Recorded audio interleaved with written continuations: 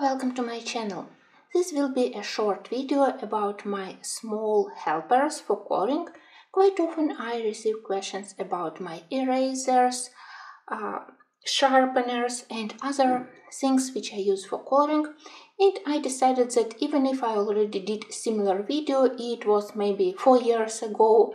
Since that moment I got a lot of new subscribers. So let's start from sharpeners. Usually I use simple sharpeners.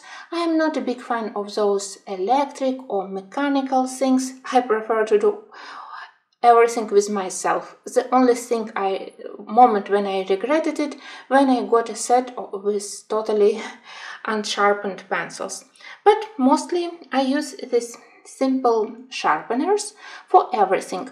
Polychromos, Prismacolors, budget pencils, and even pencils like Derwent drawings, which are bigger in size and with very soft core. The most important part is all my sharpeners are by German brand Kum, I believe, maybe Kum, but I think that it's Kum. They create a lot of erasers in different sizes, from the simplest one to the more progressive with 2 sizes of holes, like this one. Most of all, I do love their blades. Quite often they have sharpeners where you can also purchase spare blades, but I think that they are quite budget, so for me the best thing is to change my sharpeners quite often, because yes, they are cheap, and in such way I can sharpen even my Prismacolors without any problems. This bigger size of the hole helps me to sharpen my Derwent pencils, Inktens, drawings and color softs. Next, recently I received a question, what is this lovely pencil which I use for blending? And it's Derwent Burnisher. You know that Derwent, they have Burnisher and Blender. I never tested their blender because when I first purchased this thing in our offline store, only Burnisher was available. But I tested it and I was pretty happy how it works, so since that time I always use this one. It's a rather hard, colorless pencil, and I absolutely love to use it on textured paper, especially with Prismacolors. With oil-based pencils it doesn't work, but with wax-based pencils it's really very helpful thing. I use it quite often, for example for light colors. Picture like this one. Yes, I applied first layer of a light Prismacolor pencils. There were some visible pencil strokes, and in order to blend them, to cover paper better, to get rid of white spots, you either need to apply second layer of the same pencils, but it will slightly change intensity of color. I didn't want color to be very bright. I wanted to keep this semi-transparent, very delicate pastel shades of the morning. If I blend with white, it will be lighter, so it will also change color. That's why I love to use this burnisher. You work on top of this very soft Prismacolor pigment. It goes deeper into the surface of the paper. You are able to get rid of the pencil strokes and to get rid of the white spots. So I do love to use it. Actually, you can do a similar trick with colorless alcohol blender, and I use it from time to time, but sometimes I'm still afraid to use it with in double-sided books. Yes, here you can use it because it's one-sided. In double-sided, sometimes I'm afraid that with the thin paper and quite active pigments of Prismacolor pencil, that it could be bleed through if I soak paper with alcohol blender. I don't have such problem with this simple colorless pencil. And also I don't like to use this alcohol blender for dark colors. For light colors it works really well and it's very helpful for cheap paper. For example, in Colorless Kingdom it helps to blend pencils, but for dark Prismacolor pencils, still this one is better. For example, here my work in progress.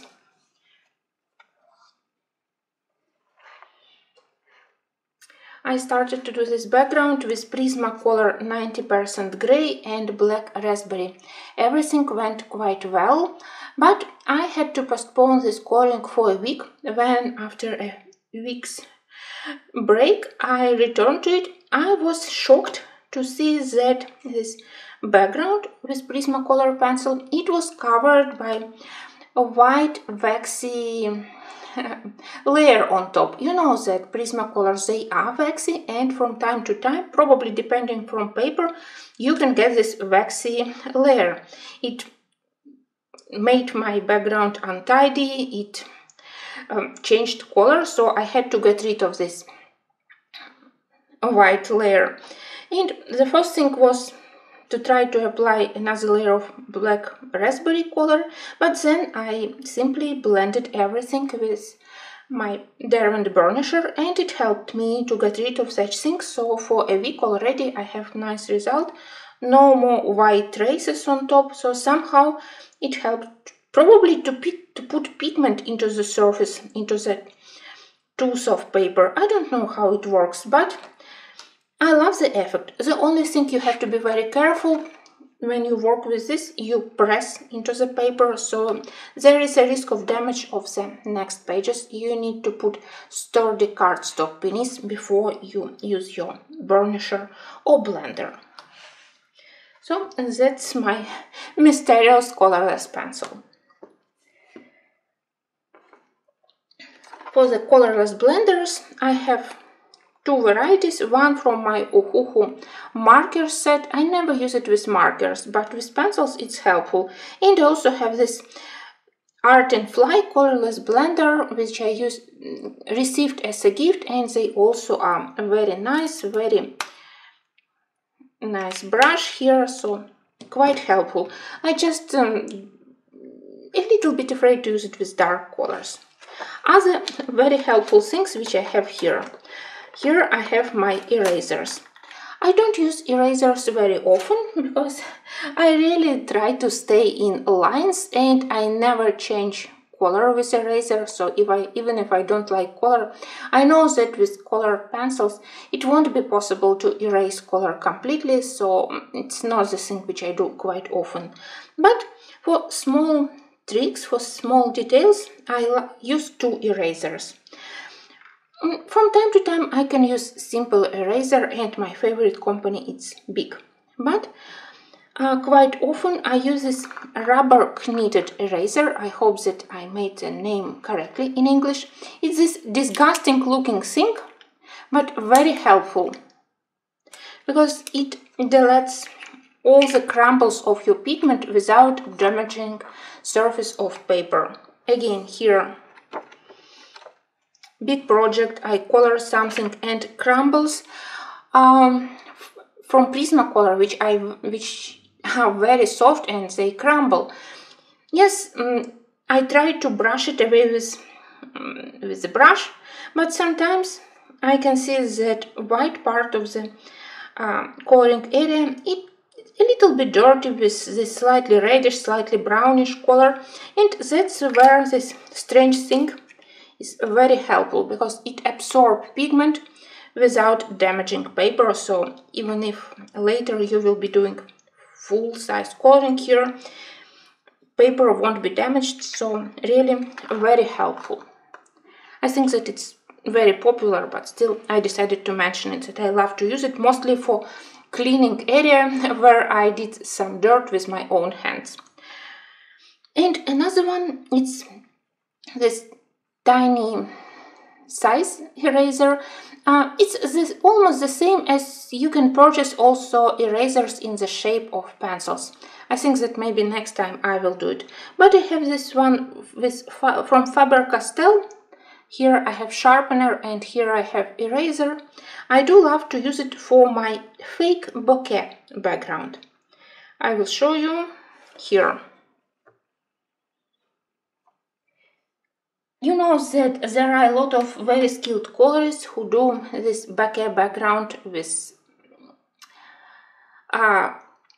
pencils, but I am lazy, and if I do it only with soft pencil. In such case, I need my so-called stencil. So simply it's a ruler with a lot of different size holes, circles, and with this thing I can erase easily pigment of pencil or pigment of soft pastel and to create such bokeh background. Easy and quick.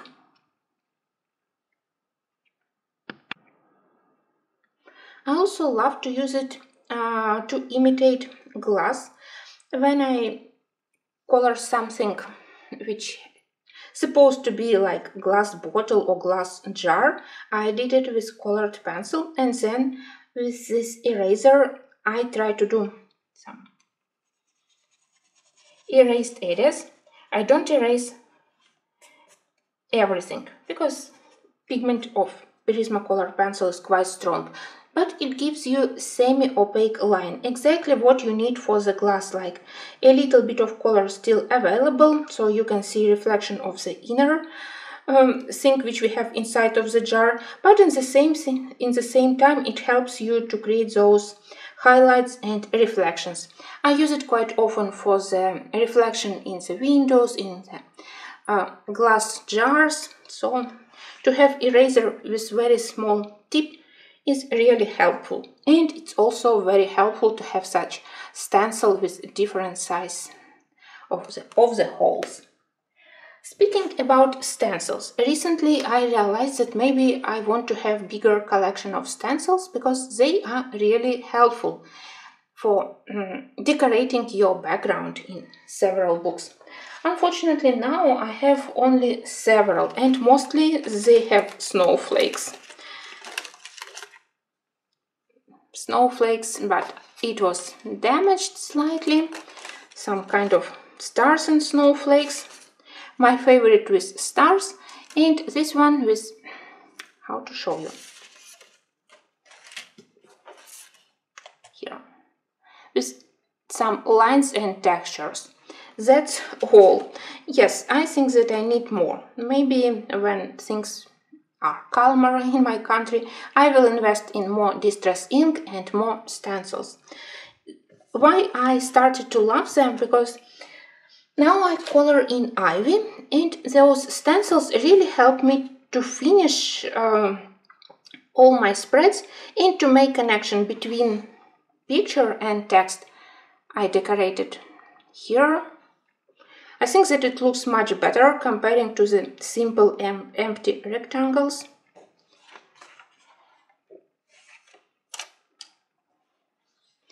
I decorated this area here. It was made with my very limited collection of distress inks, but it really helped to make connection between beige background and the area of text. Distress inks, they are transparent, so you can still read text perfectly well, but in the same time it doesn't look totally alien, estranged from the image. The same thing here. Maybe not very logical to use such pattern, but as I said, I have only dots, stars, and that's all. Still, I think that with the same colors here and similar colors, stars with the color of gold, it still looks better rather than leaving this area of text completely white and without any pattern. So, really helpful to decorate if you have such kind of books where you need to unite text with pictures, or where you simply need to fill in empty backgrounds. So maybe if things one day are better, I will invest in distress oxides and distress inks because I really started to love to use them. Speaking about applying them, I mostly use brushes. For me it gives better result. So I have this set of these small brushes. They are relatively small, so you can use them for the stencils, for more delicate work. But apart from these brushes, I also have this set of brushes. There were 3 of them. Smaller is somewhere. Also quite helpful when you need to apply soft pastel or distress ink around very small intricate area. So this size of brushes is really helpful. They have a very pleasant surface and works well with distress ink, with soft pastel, and also with my crayons. I have distress crayons and I have King Art crayon. They are very tricky art supplies, but with such brushes you can apply them and to make some interesting color accents to your background. Recently I started to be more and more disappointed in my Tule art markers, acrylic markers. When I first got them, I totally was in love with their color palette because I'm always in need of opaque markers with natural colors, and Tule art looked like perfect choice because I do love Posca and I still consider that quality of Posca it's the best. I love everything about Posca, especially this size 1M, but the problem is that they don't have normal green colors. Available greens, they are totally for me, they are totally unrealistic. I can't use them for grass, for leaves. So these Tule art markers, they were much better. I also own Arctics, but well, what can I say? They have nice brush, which doesn't clog, doesn't dry. But again, colors in green line are far from realistic, and they are not completely opaque. So I hoped a lot for Tule art, but their tip it dry and clog really often, especially for markers which you don't use every day. After a month of delay, when I hadn't touched this marker for a month, I think that maybe I need about 30 minutes to revive, even if previously I cleaned the tip, still it clogged, it dry. So if I want to do some quick work, for example, after work, I have only 30 minutes of free time. I want to film my video. I do landscape.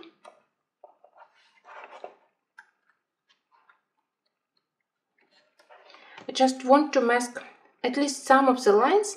And I feel that all my markers from Tule art, which I hadn't touched for several weeks, they are dry. Yes, it's possible to change their tips, to wash excessive pigment, but I spent so much time on it that I decided that it isn't worth it.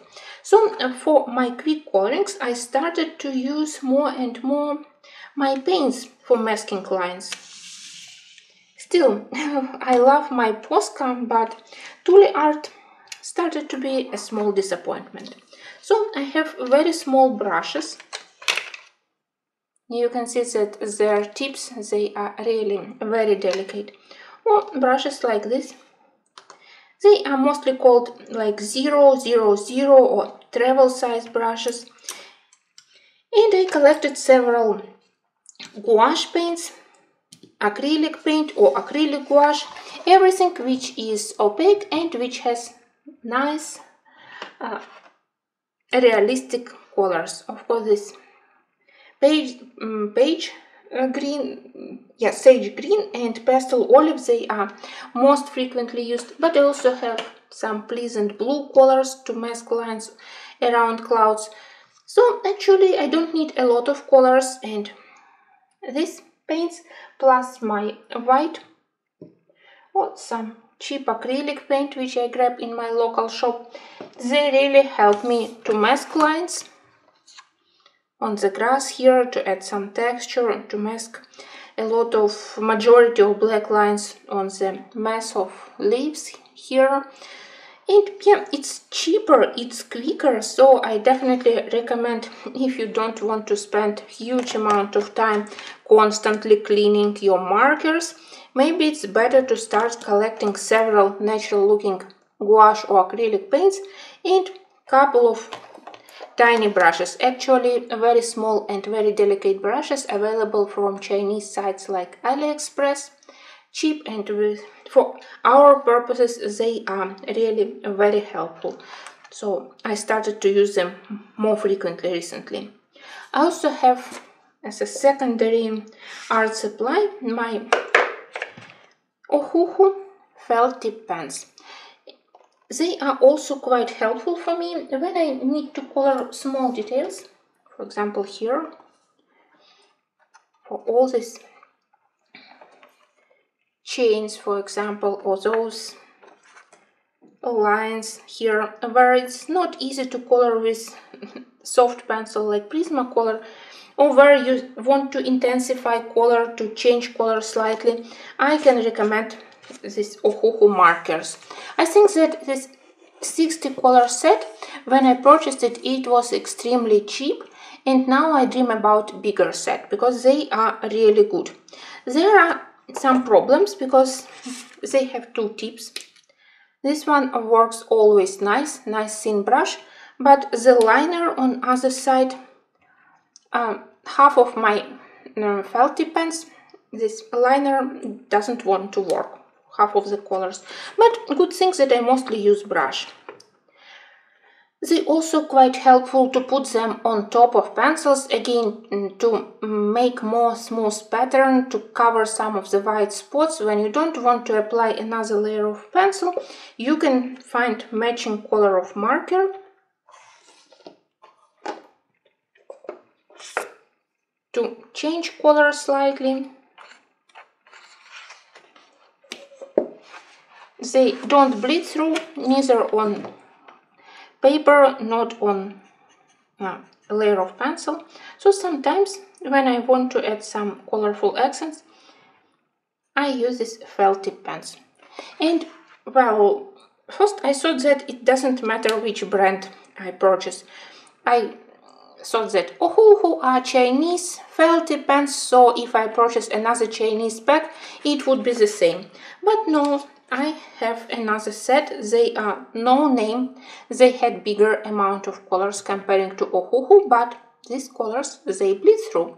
Even on the same paper, they look similar actually. So I thought that just totally that slightly different marking. But no, ink inside is different. These ones, especially dark colors, they bleed through. I never had such problems with Ohuhu. So adding small color accents with felty pens, it's another one of the tricks which I started to use more frequently recently. Next minute I want to dedicate to the swatches of Mitsubishi Uno and polychromos pencils. I got an interesting comment beneath my video about rarely used pencils, where I mentioned my Mitsubishi Uno, that there are also water-soluble Mitsubishi, and their color palette is quite similar to the colors of Albrecht Dürer. You know that Albrecht Dürer by Faber-Castell, they have exactly the same colors, the same number of colors as polychromos. So I decided to compare. I would say that for regular Mitsubishi Uno, colors are different. Yes, there is difference. There are 100 and 120 colors. But the sad thing is that there are several very pleasant colors in Mitsubishi Uno, which we don't have in polychromos. So color palettes, they are not equal, not only because there is different size of the set. In polychromos we have much bigger amount of yellow and reds. It's not bad, but I wish that in polychromos we had this line, the very pleasant beige, a light flesh, and especially those lilac, heliotrope, lavender. They are similar to Prismacolor pencils, and I always constantly feel lack of such colors in polychromos pencils. I don't know why they can't do such pleasant pastel colors and to include them. I know that many years ago there was such at least some light lilac color, but then it was excluded. So that was one of the big difference, and I also especially love this blue-gray color. It's my big love in Mitsubishi Uno. That's why I always constantly try to find a way how to use it. No success so far, but I hope that one day I will find paper with right kind of tooth, right kind of thickness, and finally my Mitsubishi Uno will work somewhere. but in my opinion, sets are different. Of course, there are similar colors in blue. Mitsubishi Uno also are good for quite big variety of natural green colors, starting from moss green. We're going here, here, here, here until the even this yellow green, it could be used. Very nice willow green, apple green. So color palette, it's definitely one of their advantages. Their core and their waxiness, it's their disadvantage. Well, so that was for those who are interested in the difference. And finally, I will show you my new 4 watercolors, because our Ukrainian watercolor manufacturer Rosa recently created another several colors. I selected for myself 4, so that was my very tiny art supply haul. I hope that those interesting colors very soon I will use in my books. Thank you, and until the next videos.